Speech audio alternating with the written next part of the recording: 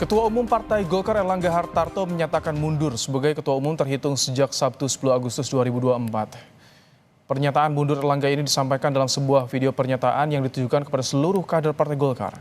Usai menyatakan mundur, Erlangga juga menyinggung kedewasaan Partai Golkar yang akan menyiapkan mekanisme pengganti Ketua Umum baru sesuai ADART Golkar. Erlangga menjabat sebagai Ketua Umum Partai Golkar sejak 2017. Kemudian pada Munas Golkar di Jakarta 2019, kembali mengukuhkan Erlangga sebagai Ketua Umum Golkar untuk 2 periode.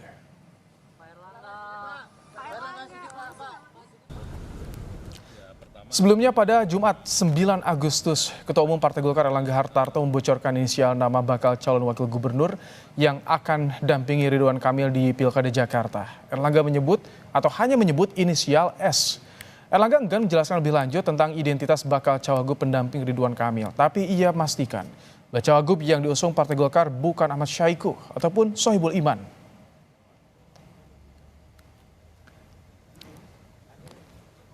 Cawa Erlangga siapa? Pak RK. Pak RK. Saya nggak maju, jadi nggak punya wagub. Cawa siapa, Pak? Sudah ada. Siapa inisialnya, Pak? Sementara inisialnya S. S. Syahiku gitu, Pak. Dari gimana, Pak? Ibu atau Pak Ibu? Inisial S. Dari internal. Tapi jawaban yang tadi none of the above. Dalam perjalanannya sebagai Menko Perekonomian, Erlangga pernah diperiksa Kejaksaan Agung sebagai saksi kasus korupsi pemberian fasilitas ekspor minyak sawit mentah pada saat terjadi kelangkaan minyak goreng sepanjang bulan Januari 2021 sampai Maret 2022. Pemeriksaan yang berlangsung pada tanggal 24 Juli 2023 itu dijalani Erlangga selama hampir 13 jam. Pemeriksaan Erlangga kala itu untuk pengembangan penanganan perkara tersangka Indra Sari Wisnuwardana yang merupakan Dirjen Perdagangan Luar Negeri Kementerian Perdagangan. Saat itu, Kejagung memandang perlu memeriksa Erlangga dalam kapasitasnya sebagai Menko Perekonomian terkait tugas dan tanggung jawabnya yang dalam mengatasi kelangkaan minyak goreng.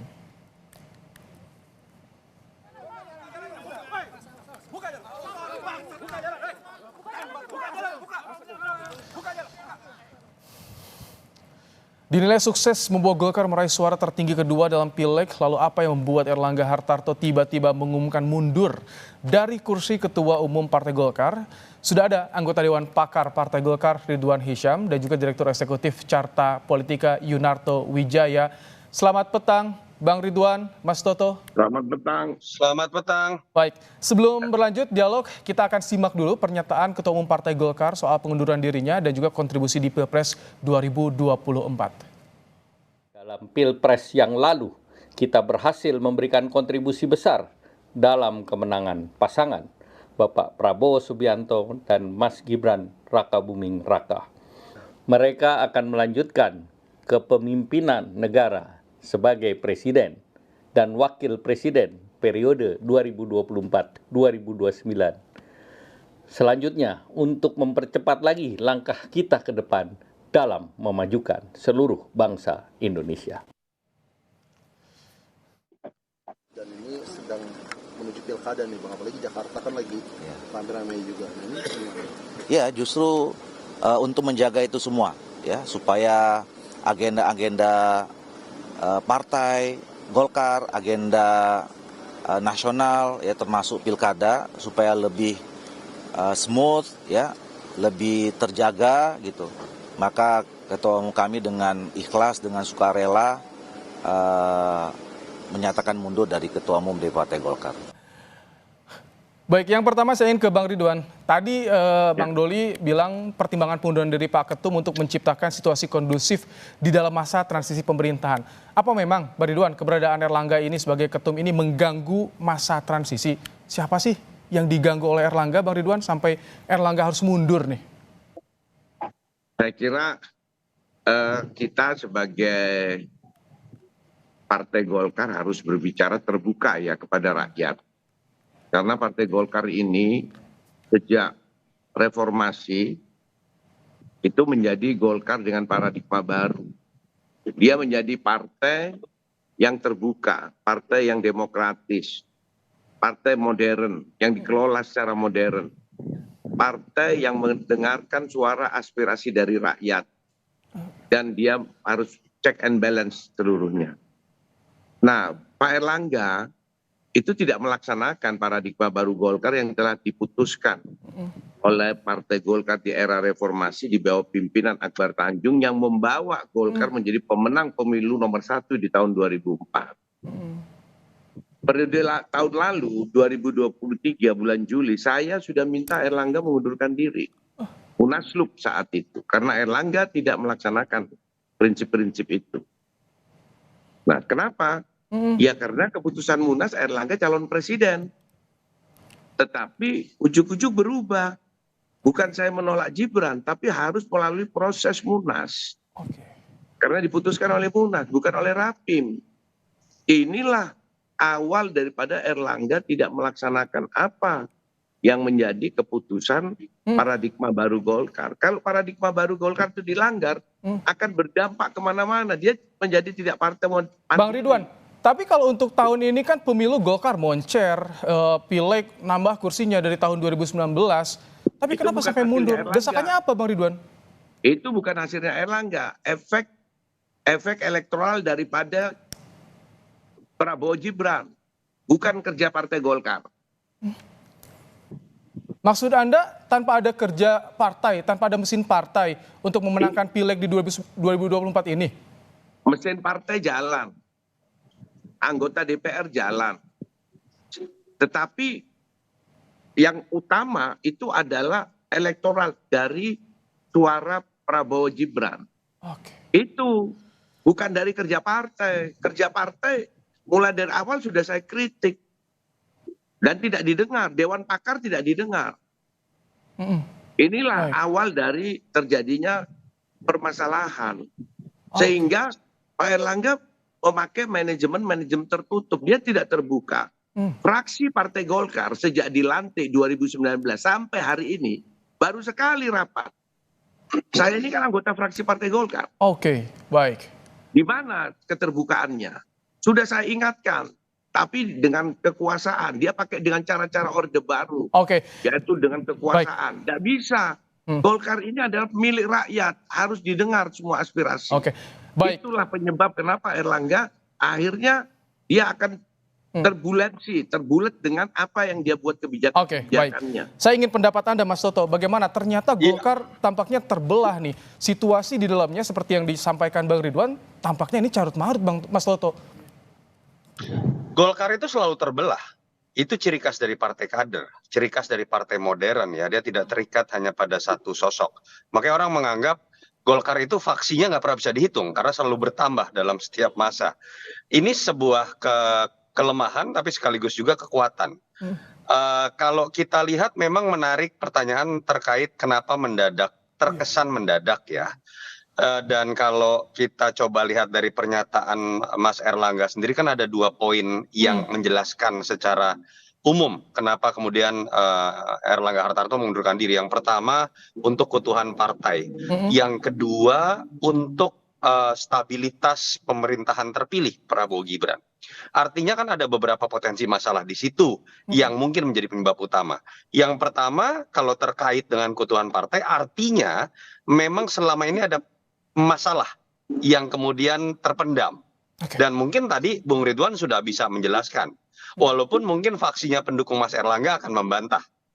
Yang kedua terkait dengan bahwa keberadaan Erlangga berarti kan dianggap akan menjadi penghambat buat bersatunya koalisi di KIM atau kemudian dalam berjalannya pemerintahan Prabowo Gibran. Tapi apakah 2 hal itu cukup? Menurut saya tetap jadi pertanyaan. Andai kata pun ada masalah.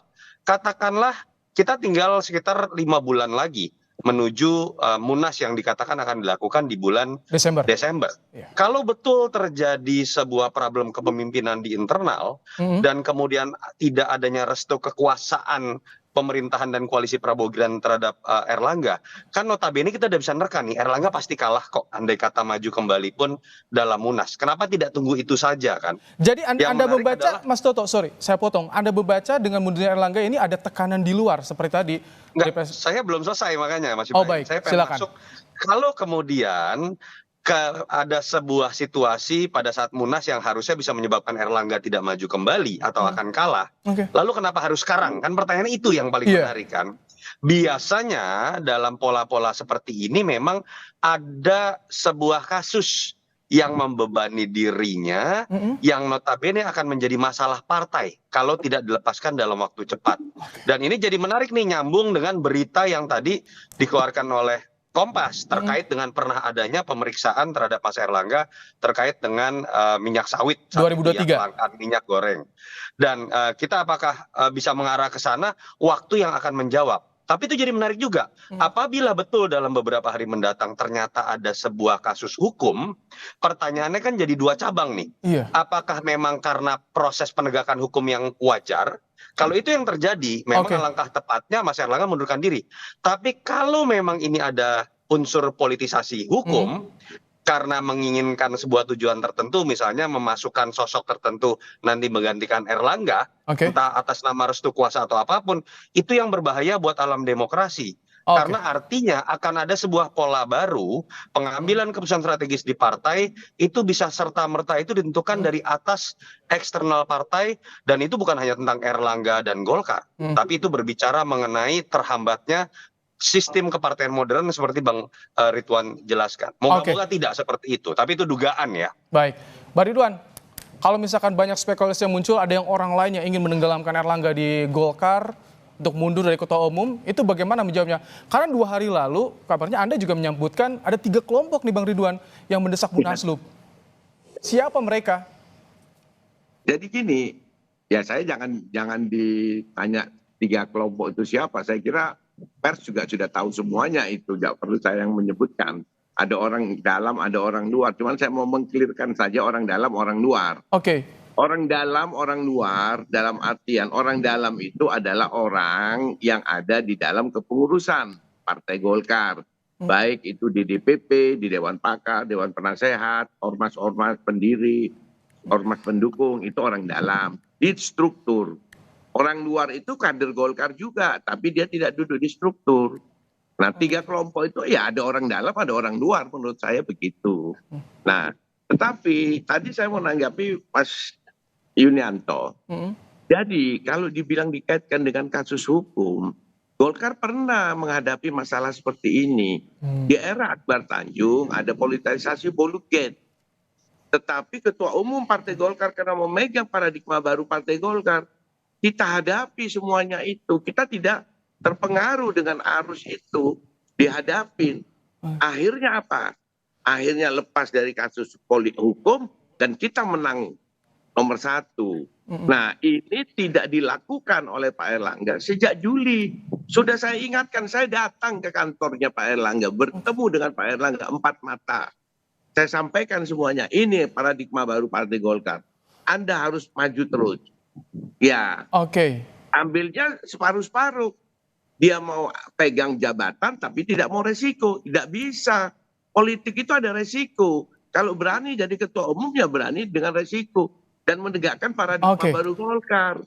Kalau separuh-separuh akan terlibat nanti. Dia habis dengan turbulensi yang terjadi politik itu. Karena politik kan perubahannya sangat besar. Baik. Nah itu. Mas Toto, ini kan Erlangga sosok sebagai menteri kepercayaannya Pak Jokowi nih. Banyak sekali prestasi yang disampaikan ke Menko juga kepada Jokowi. Termasuk di Pilpres kemarin. Dan bahkan di Pilkada juga menawarkan Kaisang jika berminat maju di Jakarta. Apakah Anda melihat keputusan mundur Erlangga ini ada juga andil Jokowi? Ya menariknya begini ya, memang kalau kita lihat sepak terjang Erlangga ketika jadi di 2019 agak berbeda. Misalnya dengan kemenangan Setia Novanto atau ketua-ketua umum sebelum seperti Abu Rizal Bakri itu biasanya melalui pertarungan keras. Mas Erlangga itu kalau kita ingat 2016 sebetulnya sudah ikut dalam pertarungan menuju ketua umum Golkar di Bali, tapi suaranya sangat kecil. Pertarungan keras saat itu antara Ade Komarudin dengan Setia Novanto. Dan kita tahu 2019 paling tidak di bisik-bisik belakang itu kan orang tahu ini restu Jokowi. Dan memang semua orang tahu Mas Erlangga ini orang dekat dengan Jokowi. Artinya memang dia jadi ada unsur lebih kuat nuansa top down-nya. Dan memang menjadi tugas berat. Biasanya yang dititipkan dalam konteks top down menjadi ketua umum itu belum tentu mengakar. Yaitu Bung Ridwan yang bisa menjelaskan seberapa mengakar. Sehingga tidak salah juga spekulasi ada orang ditempatkan dari atas tiba-tiba jadi ketua umum, dengan mudahnya juga dia dicabut. Siapa? Ya paling mungkin adalah pihak yang juga menempatkan Oke. sosok beliau gitu. Itu logikanya seperti itu. Dan itu yang menurut saya akan terjawab dengan waktu. Siapa yang paling berkepentingan kan sudah terdengar lah, Mas Ibrahim, Bung Ridwan tadi udah mengatakan, pers juga tahu, masyarakat juga sudah tahu nama yang akan muncul, siapa yang akan menjadi PLT. Dan Iya. paling mungkin adalah kita akan menerka siapa yang ada di belakang ini kan adalah bagaimana nanti nama yang akan menguat di dalam Munaslup. Misalnya kalau orang menerka nama Bahlil, orang pasti akan menduga di belakangnya ada Pak Jokowi karena Bahlil adalah orang dekat Jokowi. Akan berbeda kalau misalnya Agus Gumiwang, mungkin yang dianggap paling berpengaruh di situ adalah Pak Prabowo karena Pak Agus Gumiwang dekat dengan Pak Prabowo. Tapi poin saya terlepas kemudian dari kasus Mas Erlangga, andai kata terjadi munaslup pemilihan dalam waktu cepat, pastikan memang yang terpilih itu bukan sekedar titipan kekuasaan. Golkar akan semakin jauh dari apa yang disebut partai modern. Baik, Bang Ridwan, kemarin hari Jumat Erlangga bilang sebut inisial S untuk wakil RK di Jakarta. Apakah mundurnya ini ada hubungan dengan tarik-menarik di pilkada, cagup pilkada, atau nanti bagaimana kalau Erlangga mundur ada PLT, keputusan pilkadanya bagaimana nih? Ya, kalau keputusan pilkada itu kan kita tahu bahwa KPU pendaftaran terakhir tanggal akhir bulan lah, 28 atau tanggal berapa Agustus. Ya kita harapkan bahwa Golkar harus sudah mendapatkan Ketua Umum definitif 2024-2029 ya pada bulan ini juga agar calon yang diajukan oleh Golkar sah. Kalau oleh PLT tidak sah karena harus definitif. Nah dan itu sudah mendapatkan SK Kumham baru dia berlaku di seluruh Indonesia SK itu. Kalau PLT tidak berlaku. Jadi saya kira ini kader-kader Golkar harus segera merapatkan barisan sesuai dengan apa yang diminta oleh Erlangga. Cuman saya ingatkan seluruh kader Golkar, terutama para pimpinan DPD Partai Golkar seluruh Indonesia jangan jadi orang salah program. Kemarin disuruh dukung Erlangga 3 periode, dukung semuanya ormas apalagi nih. Kecewa saya dengan ormas-ormas pendiri Golkar. Pimpinan ormas pendiri Golkar ini orang nggak benar semuanya nih. Disuruh A lari A, disuruh B jadi B. Tidak punya prinsip. Kalau kami tangkap. Bagaimana? Hancur Golkar ini. Baik, kami tangkap, Bang Ridwan. Saya pertanyaan sama juga ke Mas Toto.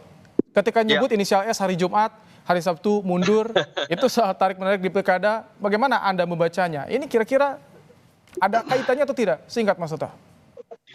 Ada kaitan, tapi saya pikir itu hanya variabel kecil ya. Jadi tidak bisa kita kemudian langsung lompat pada sebuah konklusi ini akibat tidak bertemunya kesepakatan dalam pilkada-pilkada besar. Saya pikir tidak lah. Bahwa kemudian di situ ada perbedaan sikap yang sempat mengeras antar dua partai terbesar di KIM, iya. Saya melihat jauh sebelum itu sudah ada masalah. Karena kan isu mengenai Munaslup jauh sebelum terkait isu Ridwan Kamil atau Airin dengan Andra Soni misalnya. Dan kalau misalnya pun dugaan ini terkait itu juga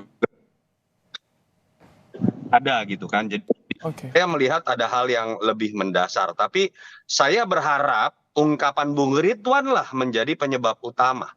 Bahwa karena memang ada dorongan dari bawah. Yang disadari atas kesalahan karakter kepemimpinan. Jangan sampai ini hanya karena rasa tidak nyaman dari kelompok tertentu yang merasa ada di atas partai, lalu sekarang ingin skenarionya berbeda. Golkar itu siapapun presidennya adalah partai besar. Jangan sampai kemudian Golkar ini terombang-ambing oleh setiap pergantian kekuasaan dan kemudian hanya mengikuti selera dari penguasa yang tentu saja nanti akan berganti. Itu sih catatan dari saya. Terima kasih Mas Yunarto Wijaya, Direktur Eksekutif Carta Politika, dan juga Bang Ridwan Hisyam, anggota Dewan Pakar Partai Golkar, telah meluangkan waktu di Kompas Petang sore hari ini. Terima kasih Bapak-Bapak. Yuk, mari. Usai jeda.